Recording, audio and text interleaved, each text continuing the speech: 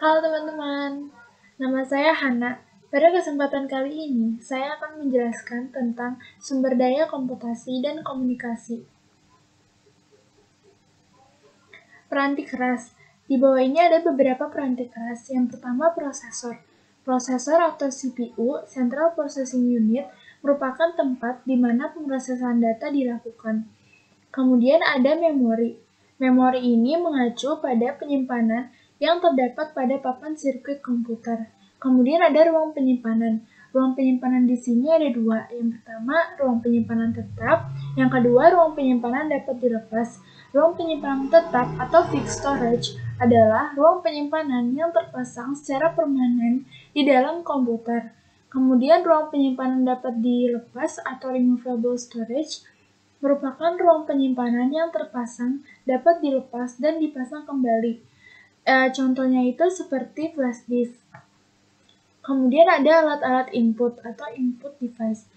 Ini ada data yang diterima dari manusia dan ada juga data yang diterima dari mesin. Data yang diterima dari manusia itu mengacu pada input yang diisi oleh seseorang yang mengetik pada sebuah keyboard, menekan mouse, menyentuh monitor, atau interaksi serupa lainnya. Kemudian data yang diterima dari mesin itu merupakan data yang diterima oleh suatu alat elektronik atau mekanis. Kemudian ada alat-alat output atau output device. Ini merupakan alat yang menyajikan dan atau mengirimkan data dari komputer kepada penggunanya. Contohnya itu monitor dan printer. Kemudian multimedia. Multimedia ini evolusi dari serangkaian input device dan output device yang digunakan secara bersamaan. Misalnya itu layar sentuh pada semua monitor. Kemudian ada alat-alat komputasi pribadi. Di sini ada telepon seluler dengan pesan dan video interaktif. Perusahaan pembuat telepon seluler populer telah membuat telepon menampilkan pesan tulisan dan gambar-gambar berukuran kecil di layar tampilannya yang dapat membantu fungsi-fungsi bisnis. Kemudian ada telepon seluler cerdas. Telepon seluler dianggap cerdas ketika ia menjalankan pekerjaan yang biasanya dihubungkan dengan komputer mikro. Smartphone memiliki fitur agenda dan daftar kontak. Smartphone juga menawarkan akses web dan sebuah keyboard. Kemudian ada jaringan rumah.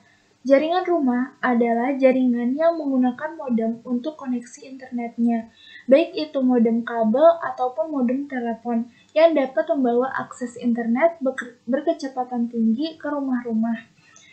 Di sini ada pemasangan modem. Solusi untuk membagikan satu koneksi di antara beberapa komputer adalah dengan menggunakan sebuah router nirkabel. Modem akan tersambung ke router, dan router akan tersambung ke komputer melalui sebuah jaringan nirkabel. Kemudian ada keamanan nirkabel. Ini seperti membuat kata sandi untuk membatasi akses ke jaringan nirkabel. Peranti lunak.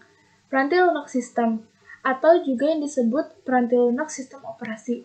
Peranti lunak sistem ini menjalankan tugas-tugas mendasar yang dibutuhkan oleh seluruh pengguna dari satu komputer tertentu.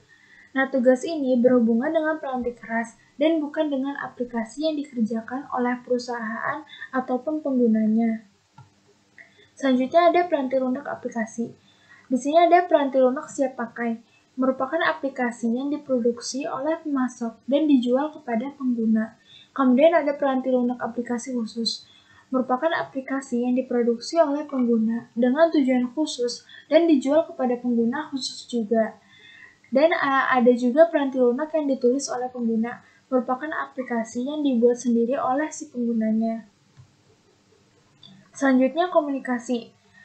Di sini ada beberapa. Yang pertama itu ada koneksi publik, merupakan koneksi jaringan internet yang menggunakan kabel telepon sebagai penyalur data melalui modem telepon.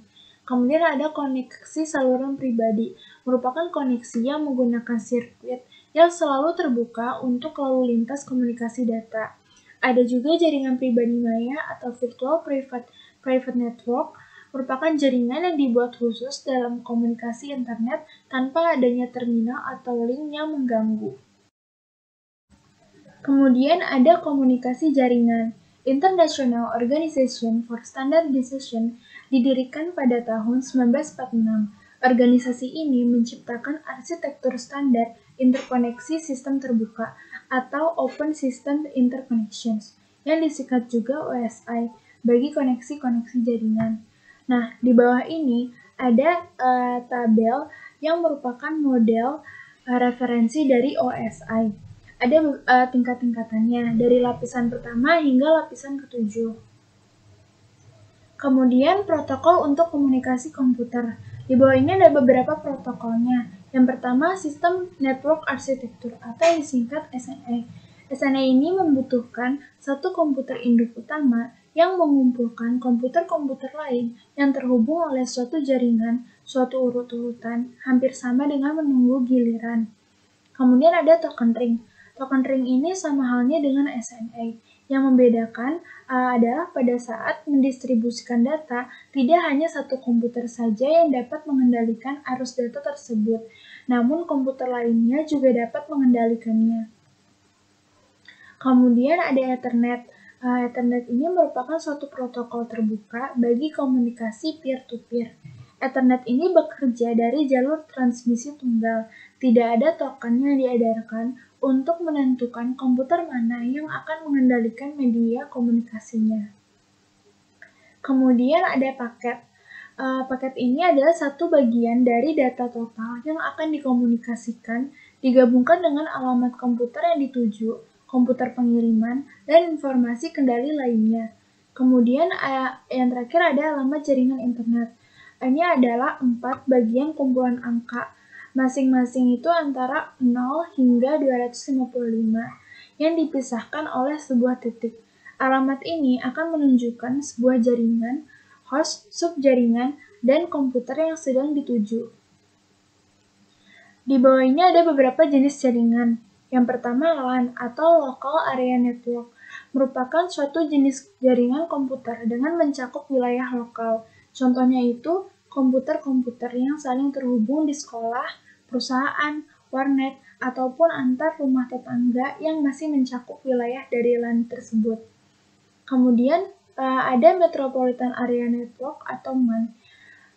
Ini biasa digunakan untuk menghubungkan jaringan komputer dari suatu kota ke kota lainnya. Contohnya itu jaringan Diknas antar kota atau wilayah dan juga jaringan mal-mal modern yang saling berhubungan antar kota. Kemudian ada Wide Area Network atau WAN. Ini biasa digunakan untuk menghubungkan suatu jaringan dengan negara lain atau dari satu benua ke benua lainnya. Kemudian ada Interconnecting Network atau Internet. Internet ini merupakan sistem jaringan global dunia komputer yang saling berhubungan dengan menggunakan standar Internet Protokol. Internet ini dapat diakses oleh setiap pengguna seluruh dunia. Selanjutnya ada konvergensi komputasi dan komunikasi. Alat-alat komputasi dan alat-alat komunikasi kini saling menyertakan fitur-fitur yang dimiliki di antara keduanya. Di sini ada Voice over Internet Protocol, yang merupakan peralatan komunikasi suara melalui internet laksana komunikasi digital. Contohnya itu setiap sinyal suara dapat digitalisasi dan dikirimkan melalui internet, kemudian akan dimainkan kembali pada pengeras suara di tempat tujuannya. Nah, sekian dari materi kali ini. Terima kasih, sampai jumpa.